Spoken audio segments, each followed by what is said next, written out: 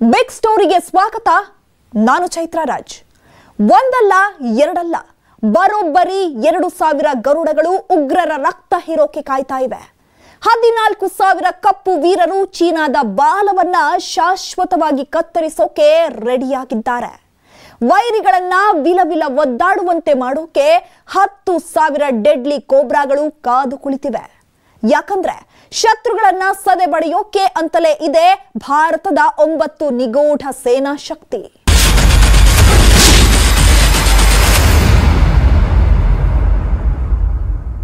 ರಹಸ್ಯವಾಗಿ ಪ್ಲಾನ್ ಮಾಡಿದಾಗ್ಲೇ ಎದುರಾಳಿಗಳನ್ನ ಕೆಡ್ಡಕ್ಕೆ ಕೆಡವೋಕೆ ಸಾಧ್ಯ. ಈ ಮಾತನ್ನ ಯಾಕೀಗ ಹೇಳ್ತಾ ಇದ್ದೀವಿ ಅಂತ ನೋಡ್ತಿದ್ದೀರಾ? ಗಡಿಯಲ್ಲಿ ಚೀನಾ ಮತ್ತು ಪಾಕಿಸ್ತಾನ ಕ್ಯಾತೆ ತೆಗಿತಾನೆ ಇರ್ತವೆ. ಈಗ ಈ ಎರಡೂ ದೇಶಗಳನ್ನ ತೆಪ್ಪಗಾಗಿಸ್ಬೇಕು ಅಂದ್ರೆ ಆ 9 ಸೀಕ್ರೆಟ್ ಟೀಮ್ ಸದ್ದು ಮಾಡಬೇಕು. ಇಷ್ಟಕ್ಕೂ ಆ 9 ಸೀಕ್ರೆಟ್ ಟೀಮ್ ಯಾವುದು ಅನ್ನೋದನ್ನ ಒಂದೊಂದಾಗೆ ಈ ರಿಪೋರ್ಟ್ ಮೂಲಕ ತೋರಿಸ್ತಾ ಹೋಗ್ತೀವಿ ನೋಡಿ. 2,000 ಗರುಡುಗಳನ್ನು ಸಾಕಿದ್ದಾರ ಮೋದಿ.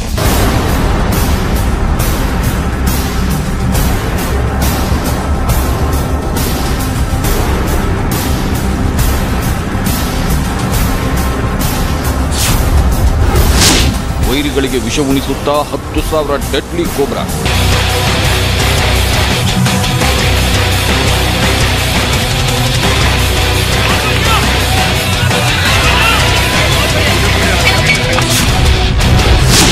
ಗಸ್ತು ತಿರುಗುತ್ತಿದ್ದಾರ 14,000 ಕಪ್ಪು ವೀರರು.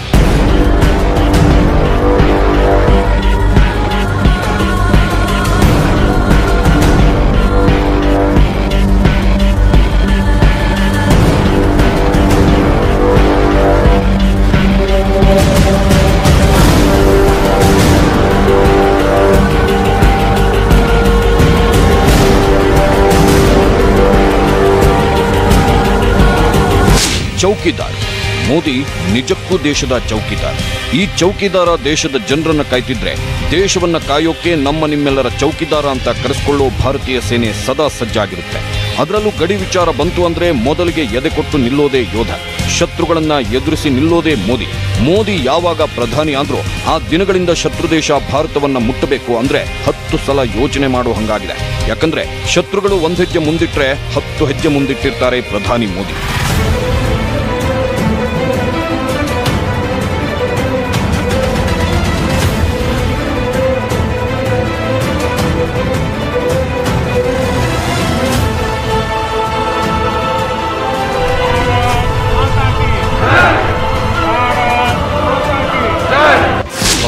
ಗಡಿ ವಿಚಾರ ಬಂತು ಅಂದ್ರೆ ಮೋದಿ ಯಾರನ್ನೂ ಬಿಡಲ್ಲ. ಇದು ಪಾಕಿಸ್ತಾನದ ಮೇಲೆ ರಾತ್ರೋರಾತ್ರಿ ನಡೆದ ಸರ್ಜಿಕಲ್ ಸ್ಟ್ರೈಕ್ ವಿಚಾರದಲ್ಲೂ ಸಾಬೀತಾಗಿದೆ. ಅದಾದ ಮೇಲೆ ಪಾಕ್ ಉಗ್ರರ ನೆಲೆ ಮೇಲೆ ನಡೆದ ಬಾಲಾಕೋಟ್ ಸ್ಟ್ರೈಕ್ನಲ್ಲೂ ಕ್ಲಿಯರ್ ಆಗಿ ಗೊತ್ತಾಗಿದೆ.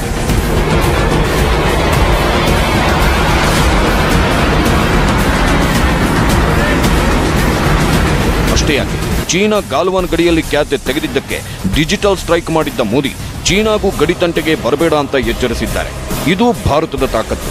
ಇದೀಗ ಗಡಿಯಲ್ಲಿ ಚೀನಾ ಮತ್ತೆ ಖ್ಯಾತೆ ತೆಗಿತಾ ಇರೋದ್ರಿಂದ ಭಾರತದಲ್ಲಿರೋ ಸೀಕ್ರೆಟ್ ಟೀಮ್ಗಳ ಬಗ್ಗೆ ಹಾಗೂ ನುರಿತ ಸೇನಾ ಟೀಮ್ಗಳೆಲ್ಲ ಸದ್ದು ಮಾಡ್ತಿವೆ.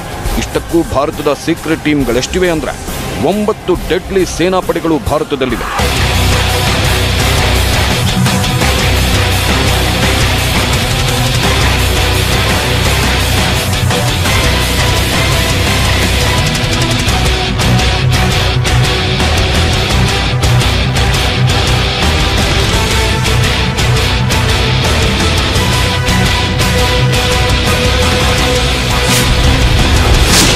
ನಂಬರ್ 1, ಘಾತಕ್ ಪಡೆ.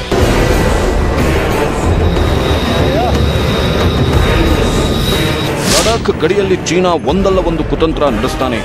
ಅದಕ್ಕೆ ಪ್ರತಿಯಾಗಿ ಭಾರತೀಯ ಸೇನೆ ಮಿರರ್ ಡೆಪ್ಲಾಯ್ಮೆಂಟ್ ತಂತ್ರದ ಮೂಲಕ ಪ್ರತ್ಯುತ್ತರ ನೀಡ್ತಾ ಇದೆ. ಅರೆ ಇದೇನಪ್ಪಾ ಇದು ಮಿರರ್ ಡೆಪ್ಲಾಯ್ಮೆಂಟ್ ಅಂದ್ರೆ?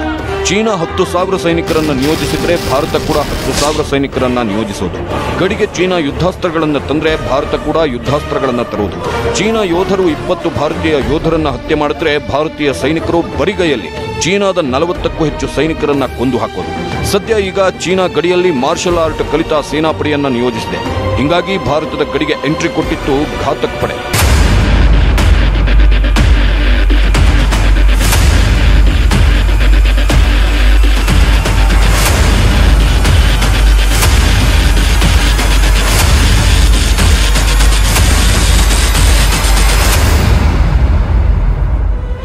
ಘಾತಕ್ ಅನ್ನೋ ಹೆಸರೇ ಸೂಚಿಸುವಂತೆ ಈ ಪಡೆ ಸಖತ್ ಡೆಡ್ಲಿ.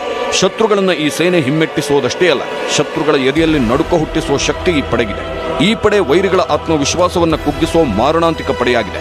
ನಮ್ಮ ಬೆಳಗಾವಿಯಲ್ಲಿ ಟ್ರೈನಿಂಗ್ ಮುಗಿಸೋ ಈ ಪಡೆ ಅದೆಷ್ಟು ಸೀಕ್ರೆಟ್ ಆಗಿ ಕಾರ್ಯಾಚರಣೆ ನಡೆಸುತ್ತೆ ಗೊತ್ತಾ? ನಿಮ್ಗೆಲ್ಲ ಸರ್ಜಿಕಲ್ ಸ್ಟ್ರೈಕ್ ನೆನಪಿದೆ ಅಲ್ವಾ? ಅದೇ ಉರಿ ದಾಳಿಗೆ ಪ್ರತಿಯಾಗಿ ಭಾರತ ಪಾಕ್ ವಿರುದ್ಧ ಪಾಕ್ ಉಗ್ರರ ನೆಲೆಗೆ ನುಗ್ಗಿ ಶತ್ರುಗಳನ್ನ ಬೇಟೆಯಾಡಿತ್ತಲ್ಲ, ಹಾಗೆ ಶತ್ರುಗಳ ಕೋಟೆಗೆ ನುಗ್ಗಿ ಪ್ರತೀಕಾರ ತೀರಿಸಿಕೊಂಡಿತ್ತಲ್ಲ, ಆ ಪಡೆಯೇ ಈ ಘಾತಕ್ ಪಡೆ.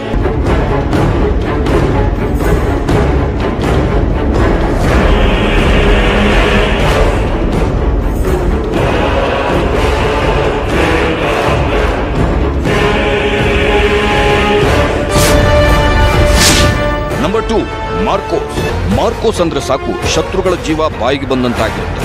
ಯಾಕಂದ್ರೆ ಶತ್ರುಗಳನ್ನ ನರಕದ ದ್ವಾರವರೆಗಲ್ಲ, ನರಕಕ್ಕೆ ದೂಡಿ ಬರುವ ಟೀಮ್ ಇದು. ಹುಟ್ಟಿದ್ದೇ ದೇಶ ಸೇವೆಗಾಗಿ, ಬದುಕುವುದೇ ಶತ್ರು ಸಂಹಾರಕ್ಕಾಗಿ. ಸಾಯಲು ಸದಾ ಸಿದ್ಧ, ಆದ್ರೆ ಸಾವು ಹತ್ತಿರವೂ ಸುಳಿಯದು. ಇದೇ ಮಾರ್ಕೋಸ್ ಟೀಮ್ನ ಸಿದ್ಧಾಂತ.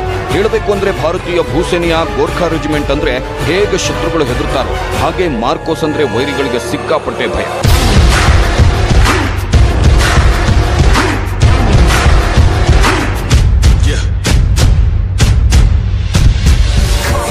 ನೀವು ನಂಬಲ್ಲ ವೀಕ್ಷಕರೇ, ಈ ಮಾರ್ಕೋಸ್ ಟೀಮ್ ಇದೆಯಲ್ಲ, ಮಲಗಿದಾಗ್ಲೂ ಫುಲ್ ಶಾರ್ಪ್ ಆಗಿರುತ್ತೆ. ಅದು ಹೇಗೆ ಸಾಧ್ಯ ಅಂದ್ರೆ, ಸಣ್ಣ ಶಬ್ದ ಕಿವಿಗೆ ಬಿದ್ದರೂ ಸಾಕು, ಈ ಕಮಾಂಡೋನ ತೋರು ಬೆರಳು ಅದಾಗಲೇ ಟ್ರಿಗರ್ ಮೇಲೆ ಇರುತ್ತೆ. ಅದು ಕೂಡ 1 ಸೆಕೆಂಡಿನ ಒಳಗಡೆ.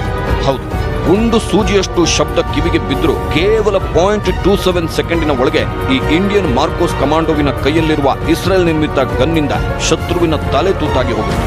ಅದರಲ್ಲೂ ಈ ಮಾರ್ಕೋಸ್ ಪಡೆಗೆ ಭಯ ಅನ್ನೋದೇ ಗೊತ್ತಿಲ್ಲ, ಬದಲಿಗೆ ಗೊತ್ತಿರೋದೊಂದೇ, ಅದೇ ಶತ್ರು ಸಂಹಾರ.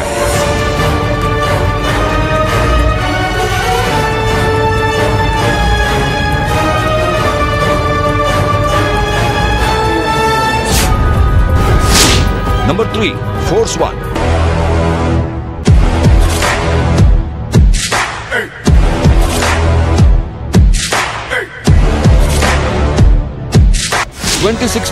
ದಾಳಿ.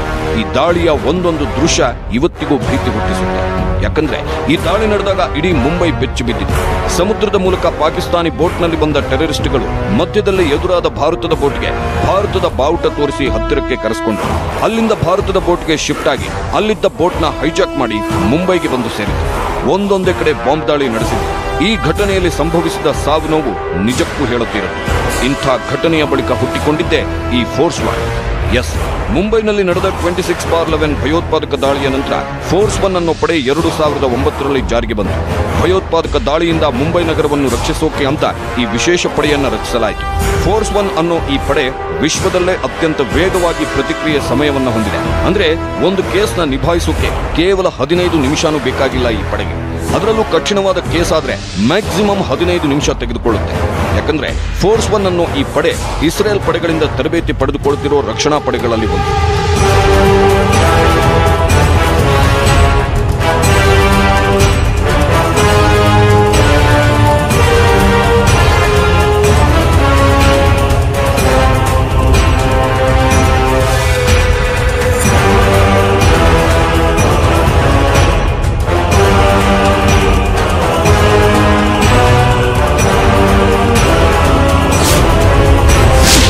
Number 4, Para Commandos.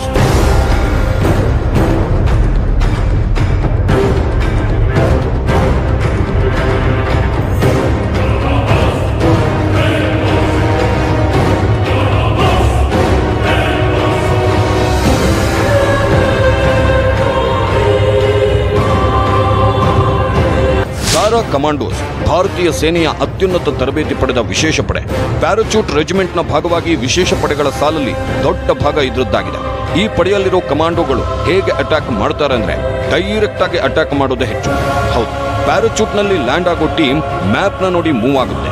ಆಯುಧಗಳೊಂದಿಗೆ ರೆಡಿಯಾಗಿ ಶತ್ರುಗಳನ್ನ ಅಟ್ಯಾಕ್ ಮಾಡುತ್ತೆ. ನೀರಿನಲ್ಲೂ ಅವಿತ್ಕೊಳ್ಳೋ ಈ ಟೀಮ್ ಶತ್ರುಗಳ ಕಣ್ಣಿಂದ ತಪ್ಪಿಸಿಕೊಂಡು ಶತ್ರುಗಳನ್ನ ಬೇಟೆಯಾಡುತ್ತೆ. ಹಿಂಗಾಗಿನೇ ಪ್ಯಾರಾ ಕಮಾಂಡೋಸ್ ಟ್ರೈನಿಂಗ್ ಬಹಳ ಅಂದ್ರೆ ಬಹಳ ಟಫ್ ಇರೋದು.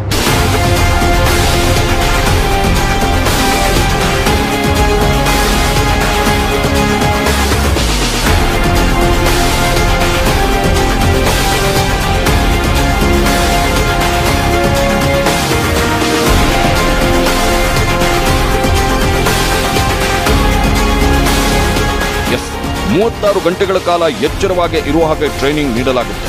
ಒಬ್ಬ ಟ್ರೈನಿಯನ್ನು ಎತ್ತಿಕೊಂಡು ನಡೆಯಬೇಕು ಅಂತಾನು ಟೈರ್ಗಳನ್ನು ಸುಮಾರು 2 ಕಿಲೋಮೀಟರ್ ದೂರದವರೆಗೂ ಹೊತ್ಕೊಂಡು ಹೋಗಿ ಶಿಫ್ಟ್ ಮಾಡಬೇಕು ಅಂತಲೂ ಹೇಳಲಾಗುತ್ತೆ.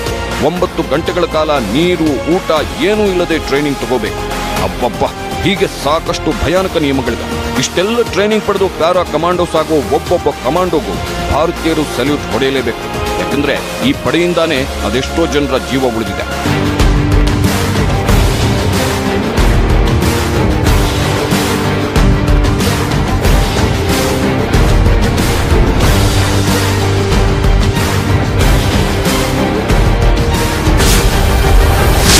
ನಂಬರ್ 5, ಗರುಡ ಪಡೆ.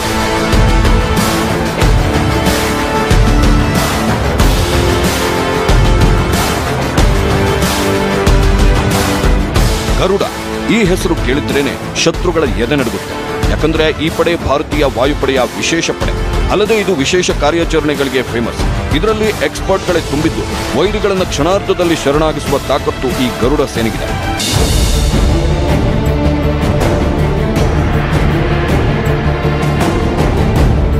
ಹೌದು, 2,000 ಸಿಬ್ಬಂದಿಗಳು ಈ ಗರುಡ ಪಡೆಯಲಿದ್ದಾರೆ. 2004ರ ಸೆಪ್ಟೆಂಬರ್ನಲ್ಲಿ ಗರುಡ ಪಡೆ ರಚನೆಯಾಗಿದೆ. ಶತ್ರುಗಳ ವಾಯುನೆಲೆಯನ್ನು ವಶಪಡಿಸಿಕೊಳ್ಳುವುದು, ಶತ್ರುಗಳ ದಾಳಿಗೆ ಕೌಂಟರ್ ಕೊಡೋದು ಈ ಪಡೆಯ ಶಕ್ತಿಯಾಗಿದೆ. ಈ ಪಡೆ ಇತ್ತೀಚೆಗೆ ಪಾದರಾಯನಪುರದಲ್ಲಿ ಪುಂಡರು ಗಲಾಟೆ ಸೃಷ್ಟಿಸಿದಾಗಲೂ ಎಂಟ್ರಿ ಕೊಟ್ಟಿತ್ತು. ಗರುಡ ಎಂಟ್ರಿ ಕೊಟ್ಟಿದೆ ಅಂತ ಗೊತ್ತಾಗ್ತಿದ್ದಂತೆ ಜನ ಎಲ್ಲ ತಂಡ ಹೊಡೆದಿತ್ತು. ಯಾಕಂದ್ರೆ ಗರುಡ ಹೇಗೆ ಕ್ಷಣಾರ್ಧದಲ್ಲಿ ಬೇಟೆಯಾಡುತ್ತೋ ಹಾಗೆಯೇ ಈ ಗರುಡ ಪಡೆ ವೇಗವಾಗಿ ನುಗ್ಗುತ್ತೆ, ಶತ್ರುಗಳನ್ನು ಚಿಂದಿ ಉಡಾಯಿಸುತ್ತೆ.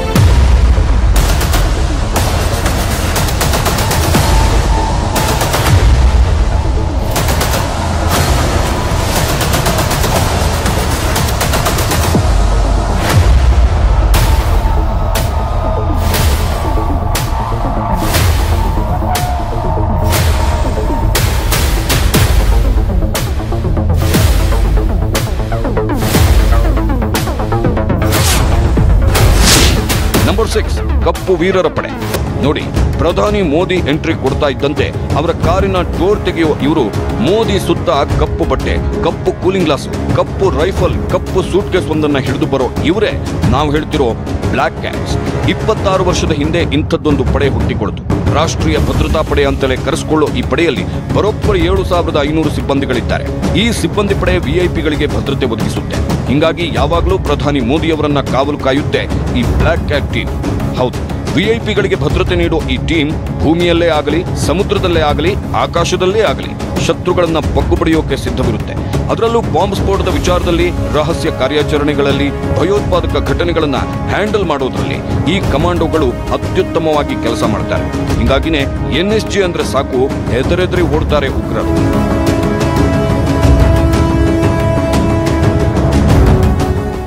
ಉಗ್ರರನ್ನ ಕುಂತಲ್ಲೇ ಬೆವರೋ ಹಾಗೆ ಮಾಡೋ ಈ 6 ಟೀಮ್ಗಳು ನಿಜಕ್ಕೂ ಪವರ್ಫುಲ್ ಪಡೆಗಳು. ಈ ಪಡೆಗಳನ್ನು ಮೀರಿಸುವ ಇನ್ನು 3 ರಕ್ಷಣಾ ಪಡೆಗಳು ಭಾರತೀಯ ಸೇನೆಯಲ್ಲಿದ್ದು, ಲಡಾಖ್ ಗಡಿಯಲ್ಲಿ ಚೀನಾಗೆ ಟಕ್ಕರ್ ಕೊಡೋ ಆ ಒಂದು ಪಡೆಯ ಬಗ್ಗೆ ನೀವೆಲ್ಲರೂ ತಿಳ್ಕೊಳ್ಳಲೇಬೇಕು. ಯಾಕೆ ಗೊತ್ತಾ? 1962ರ ಯುದ್ಧದಲ್ಲೂ ಆ ಪಡೆ ಚೀನಾಗೆ ನಡುಕ ಹುಟ್ಟಿಸಿತ್ತು. ಅಂಥ ಪಡೆ ಯಾವುದಪ್ಪ ಅಂದ್ರ ಹೇಳ್ತೀವಿ ಬ್ರೇಕ್ ಆದ್ಮೇಲೆ.